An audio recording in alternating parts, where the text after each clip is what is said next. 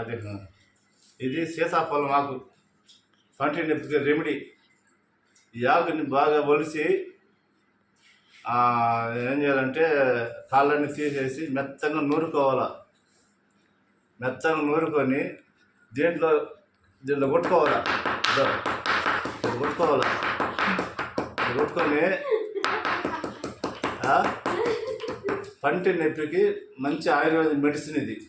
ఏ doctor దగ్గర పోయినా కూడా జబ్బు నయం కాదు.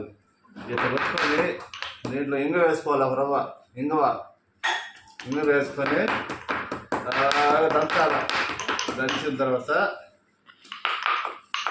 చూడండి ఈ ఆకులు, సీతాఫలం ఆకులు శ్రేష్టమైనవి, అతి మధురమైన ఆకులు. పండు కూడా అతి మధురమైన ఆకుది.